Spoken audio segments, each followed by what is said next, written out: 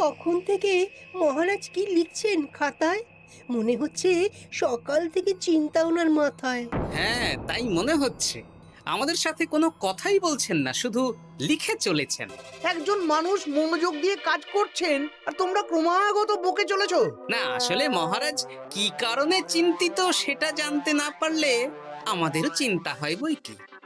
হুম, অর্থ বুঝলে, অর্থ। রাজকোষের অবস্থা খুবই খারাপ। আর সামনেই তো শিবরাত্রি পুজো। কিভাবে যে কি হবে কিছুই বুঝতে পারছি না। মহারাজ, এরকম হলে এবারে কিভাবে পুজো হবে? শিবরাত্রির পুজোয় তো অনেক খরচ। এত লোকজন আসেন, তাদের জন্য ভোগের প্রসাদের ব্যবস্থা করা তো মুখের কথা নয়। এবার তোমাদের সবাইকে দায়িত্ব নিতে হবে। আমরা সবাই। কি দায়িত্ব মহারাজ? আমি গতকাল তোমাদের রানীমার সাথে এই ব্যাপারে কথা বলেছি। রানীমা কি বললেন মহারাজ? দেখো, তোমরা সব সভাসদেরা যদি মুক্ত হস্তে দান করো আর রাজকোষ থেকেও যতটা সম্ভব অর্থ সাহায্য দিয়ে এবারে পুজো এবং ভোগের আয়োজন তাহলে সুসম্পন্ন করা যাবে। দানের চেয়ে বড় পুণ্যকর্ম আর কি আছে? যে সভাসদ সবচেয়ে বেশি দান করবে তাকে পরে কিছু অর্থ সাম্মানিক হিসেবে দেওয়া হবে। আচ্ছা মহারাজ। তাহলে আজ রাজসভার আলোচনা এইটুকুই রইল, বাকি কথা পরে হবে। বলি গিন্নি, আমি খুব সমস্যার মধ্যে আছি বুঝলে। হ্যাঁ, তোমার তো অর্থের টান ধরলেই আমার কথা মনে পড়ে গো। কি করে বুঝলে? বাবা, বুঝবো না? এতদিন ধরে তোমার সাথে সংসার করছি, তাও বুঝবো না? আমি কি আজকাল আর তোমার কাছে চাই বলো? আমার মা আমার নাম রেখেছিল পার্বতী, আর বলেছিল দেখিস তুই ভগবান শিবের মতন বর পাবি। তোমাকে পেয়েছি। এই কিছু মোহরের খুব দরকার। এবার মন্দিরে শিবরাত্রির পুজো হবে, কিন্তু মহারাজ তেমন খরচ করতে পারবেন না। তাই কি? তাই আমাদের সব সভাসদদের বলেছেন দান করবার জন্য। এই দেখো, আমার যা গয়নাগাটি ছিল সবই তো বন্ধক রাখা আছে, নইলে বলতাম। আরে বাবা, সে তো জানি, কিন্তু আর কোনো উপায় নেই। কি বলি বলো তো? দেখি কি করা যায়। আরে বাবা রে বাবা, এত চিন্তা ভাবনা না করে বাবা মহাদেবের ওপর ভরসা রাখো গো। উনি কোনো একটা পথ দেখাবেন, দেখো। দেখা যাক গিন্নি, উনি এখন আমার আশা ভরসা।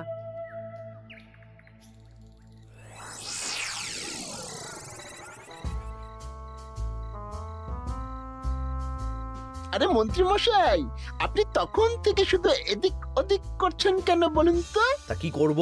না, আমরা তো বুঝতে পারছি না আপনার কি হলো। জীবনে অনেক অপমানিত হয়েছি, অনেক মার খেয়েছি, এবার সম্মান চাই।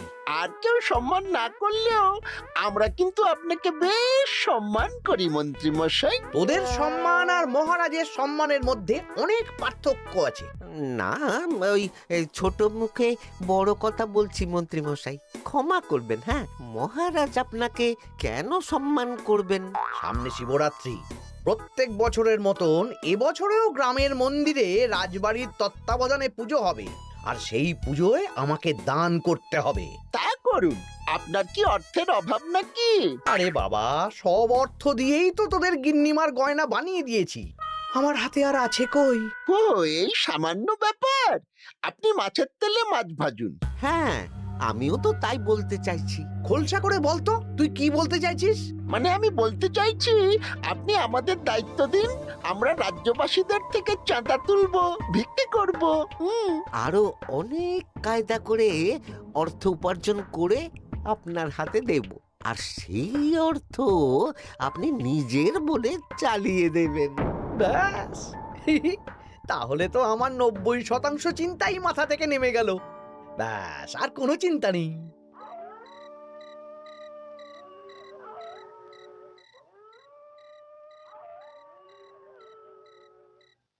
কি গো, এত রাত হয়ে গেল, এখনো ঘুমোচ্ছ না কেন বলো তো? হ্যাঁ, খুব চিন্তা হচ্ছে গো গিন্নি, এখনো বুঝে উঠতে পারিনি যে কি করে দান করব। শুধু অর্থদানই কি দান নাকি গো? শিব ঠাকুর তো আমাদের প্রত্যেকের মধ্যেই রয়েছেন গো। হ্যাঁ, তা তো তিনি আছেন। তুমি বরং ভক্তদের সহযোগিতা করো। পুজোর দিন ভক্তরা দূর থেকে যাতে মন্দিরে আসতে পারে সেই ব্যবস্থা করো। মন্দির প্রাঙ্গণ পরিষ্কার পরিচ্ছন্ন রাখো। হ্যাঁ, ঠিক বলেছো গিন্নি, এটা তুমি ঠিক বলেছো।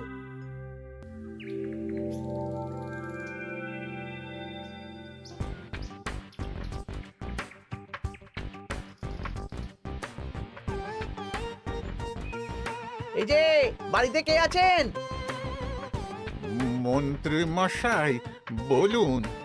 তা প্রত্যেক বছরের মতন এই বছরেও তো শিবরাত্রি উপলক্ষে মন্দিরে পুজো হচ্ছে, জানেন তো?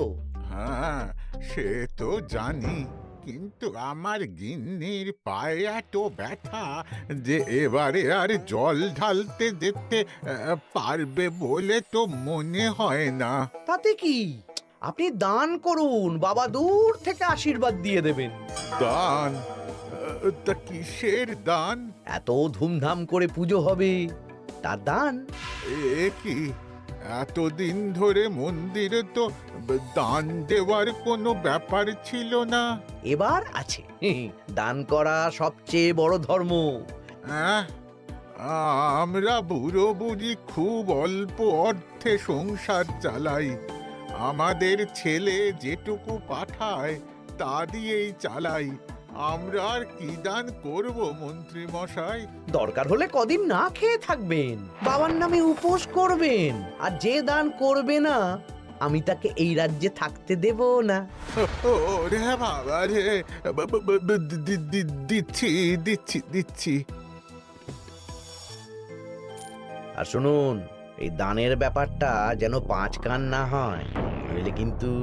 ওরে বাবা, না না না, ঠিক আছে ঠিক আছে। আজকে সারাদিনে ভালোই রোজগার হয়েছে, কি বলিস বটা? হ্যাঁ, কালকে আবার সারাদিন চাঁদা তোলা হবে। চাঁদা নয়, বল চাঁদার নামে দান তুলছি। হ্যাঁ, আর যা ভয় দেখাচ্ছি, কেউ ভয় মুখ খুলবে না। এই তো যাই, এরকম চলতে থাকলেই আমাকে সেরার সেরা দানি হওয়া থেকে কেউ আটকাতে পারবে না। এই তুমি এই ভর দুপুরে বস্তা কাঁধে নিয়ে কোথায় যাচ্ছ গো?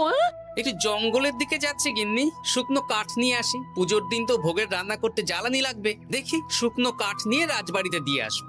বেশ বেশ বেশ, যাও।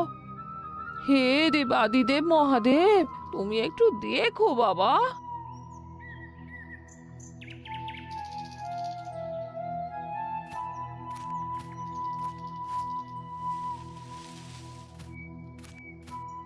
আরে আরে, নগেন খুঁড়ো না, এই সময় কাঠ কুড়োচ্ছ কেন?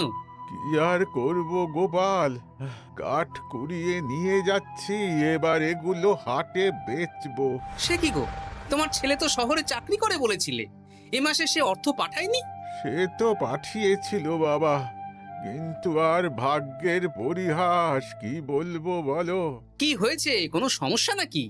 না না না, সমস্যার কথা জানানো যাবে না, জানালেই আমাদের বিপদ।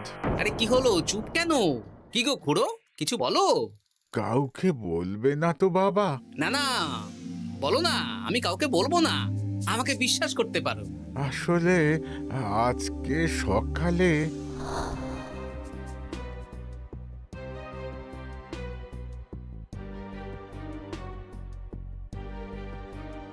হ্যাঁ, মন্ত্রী মশাই? হ্যাঁ, শুধু আমাদের বাড়ি থেকে না, গ্রামের সব বাড়ি থেকে তুলেছে।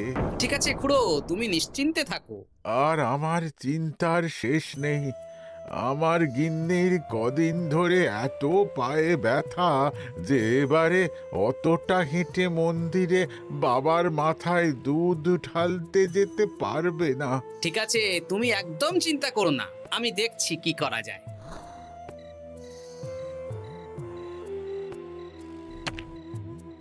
প্রহরী, এটা ভাড়ার ঘরে রেখে দিয়ে এসো। বলো গোপাল দিয়েছে, ভোগ রান্নার সময় জ্বালানি লাগবে তো, তাই এই কাঠ দিয়ে গেলাম। আচ্ছা গোপাল দাদা।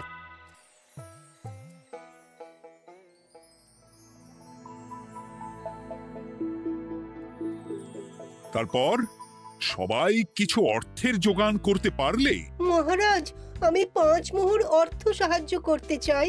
আমিও 5 মোহর মহারাজ। বেশ। গোপাল, মহারাজ, এখন আমার হাত একদম খালি, তাই আমি অন্যভাবে সহযোগিতা করার চেষ্টা করছি। কিরকম? এই তো গতকাল আমি 1 বস্তা কাঠ দিয়ে গিয়েছি, আজকে আরো দেব। তারপর আগামীকাল মন্দির চত্বর পরিষ্কার করব, আগাছা পরিষ্কার করব, পুজোর দিন ভিড় সামলাবো, যারা দূর থেকে আসবে তাদের একটা গরুর গাড়ি করে নিয়ে আসবো। আচ্ছা, বেশ বেশ, কর। মন্ত্রী, মহারাজ, এই নিন। এতে 200 মোহর আছে, আমি আরো দান করব, আপনি কোনো চিন্তা করবেন না মহারাজ। বাহ বাহ বাহ বাহ বাহ, এ তো বিশাল ব্যাপার। আমি জীবনে অনেক পাপ করেছি, তাই এখন দান করে একটু যদি পুণ্য লাভ হয় সেটাই আশা। বেশ বেশ। পণ্ডিত, তুমি আর রাজবৈদ্য তাহলে পুজোর দশকর্মা দ্রব্যাদি কেনাকাটা শুরু করো। এখন ধারে নিয়ে আসবে, পুজোর পরে সব শোধ করে দেওয়া হবে। আচ্ছা মহারাজ, ঠিক আছে। তাহলে আজকে আমি আর পণ্ডিত মশাই দুজনে বাজারের দিকে যাব আর সব দশকর্মার দ্রব্যাদি কিনে নিয়ে আসব। হ্যাঁ হ্যাঁ, তাই কর।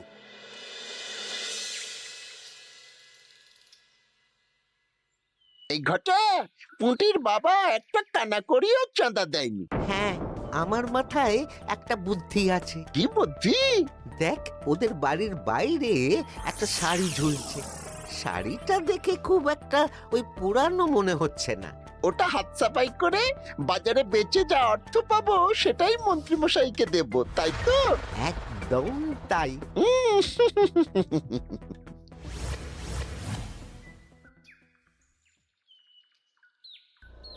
হাই পুটি, দেখ তোদের বাড়ি থেকে বটা ঘটা কাকা শাড়ি চুরি করছে। হ্যাঁ, তাই তো। ন্যাপলা, ওরে বাবা রে, মরে গেলাম রে, ওরে মরে গেলাম। পালাও পালাও পালাও, ওরে বাবা। এই কি হয়েছে রে? চিৎকার করছিস কেন? আর বটা ওভাবে পালালো কেন? এই বটা ঘটা কাকা ওই পুটির মায়ের শাড়ি চুরি করে পালাচ্ছিল, আমরা ধরে ফেলেছি। সাব্বাস, এই তো চাই। তার মানে মন্ত্রী মশাই এখন দান করার জন্য চুরিও করাচ্ছে। বাহ! কি ভাবছো গোপাল দাদা? না, কিছু না। আচ্ছা পুটির বাবা, তোমাদের বাড়ি মন্ত্রী মশাই চাঁদা তুলতে আসেননি? এসেছিলেন তো, কিন্তু আমি বলে দিয়েছি আমি পারবো না। নিজেদের বীজ ধান কেনার অর্থ নেই, চাঁদা দেবো কি করে? আচ্ছা, এই ব্যাপার, এবার বুঝতে পেরেছি। অনেক ভয় দেখালেন, চমকালেন, কিন্তু কিচ্ছু দিইনি। তাই বটা ঘটা চুরি করতে এসেছিল, বুঝেছি। বেশ, এই সাবধানে থেকো। কিভাবে যে সংসার চালাবো? শোনো পুটির বাবা, তুমি এক কাজ করো। বলো। জঙ্গলে অনেক ধুত্র গাছ, আকন্দ গাছ আছে। তুমি পুজোর দিন সকাল থেকে মন্দিরের কাছে একটা ফুল মালা বেলপাতার দোকান দাও। এটা ভালো বুদ্ধি দিয়েছো। আমি তো এখন মন্দির প্রাঙ্গণ সাফ সাফাই করতে যাচ্ছি, আমি বরং কাজের ফাঁকে তোমার জন্য একটা ছাউনি দিয়ে মন্দিরের কাছে দোকান বানিয়ে দেব। তাহলে তো খুবই ভালো হয়।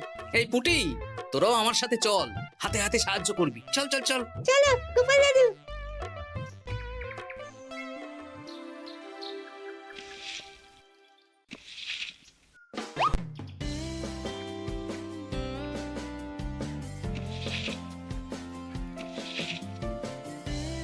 দাদু, এই জায়গাটা গর্ত আছে, তাই মাটি নিয়ে এলাম। এই তো বুদ্ধিমান ছেলে, এবার ঢেলে দে। ব্যাস, এখানটা এবার ঠিক হয়ে গেল। দেখি এবার মন্দিরের পিছনের দিকটা একটু পরিষ্কার করে দিই।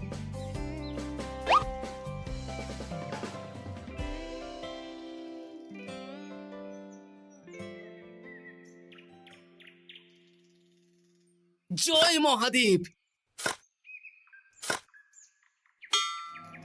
কি কিসের আওয়াজ হলো? হ্যাঁ দাদু, কিরকম একটা টং করে আওয়াজ হলো। দেখি তো।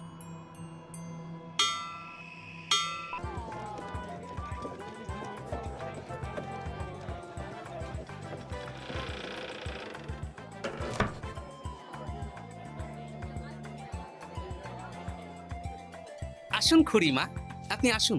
সত্যি গোপাল, তোমার মতো মানুষ হয় না। আমার পায়ে বড় ব্যথা, ভেবেছিলাম এই বছর হয়তো মন্দিরে আসতেই পারবো না। আহা, আমি তো আপনার ছেলের মতন। আর কাল আবার আসতে হবে, বড় মাঠে ভোগের আয়োজন আছে, গাড়ি পাঠিয়ে দেব, কেমন? বেঁচে থাকো বাবা, বেঁচে থাকো। দেখো দেখো গোপালকে দেখো, ও হয়তো অর্থ সাহায্য করেনি, কিন্তু অন্যভাবে কত সাহায্য করছে। এই মন্দির প্রাঙ্গণ থেকে সব আগাছা পরিষ্কার করেছে। মহারাজ, আপনার সাথে কিছু কথা আছে। কি কথা? এখানে বলা যাবে না, যা বলবো আড়ালে। আচ্ছা চল।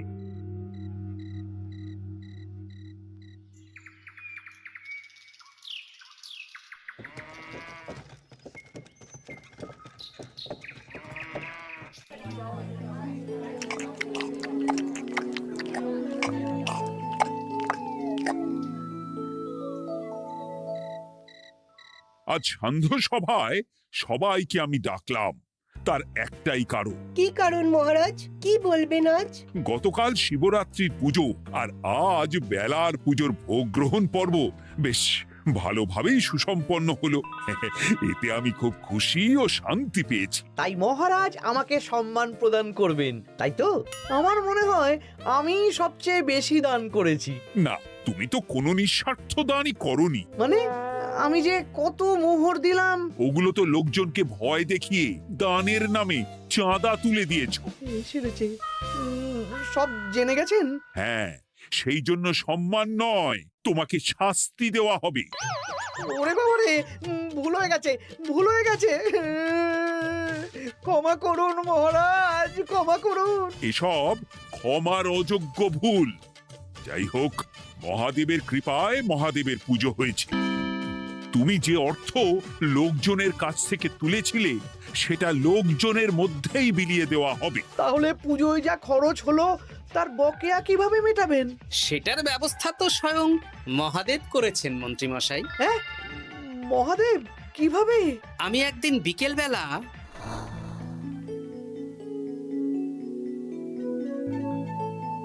ওরে বাবা, এক ঘোড়া সোনার মোহর! হ্যাঁ, এক ঘোড়া সব মহারাজকে দিয়ে দিয়েছি। আর এই দান সংক্রান্ত যে অর্থ সাম্মানিকের কথা বলেছিলাম তা পাবে গোপাল।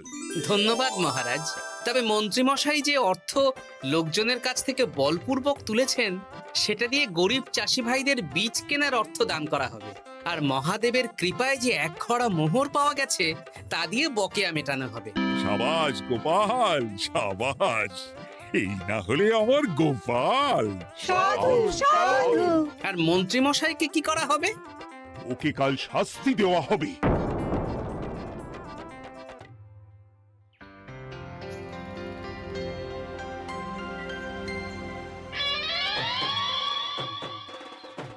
ও মহাদেব, ও শিব ঠাকুর, আমাকে ক্ষমা করে দিন, ক্ষমা করে দিন আমাকে। ওসব না বলে একবার কান ধরে উঠবস করুন আর একবার করে বলুন, জয় মহাদেবের জয়। জয় মহাদেবের জয়, জয় মহাদেবের জয়, জয় মহাদেবের জয়। সবই মহাদেবের দান।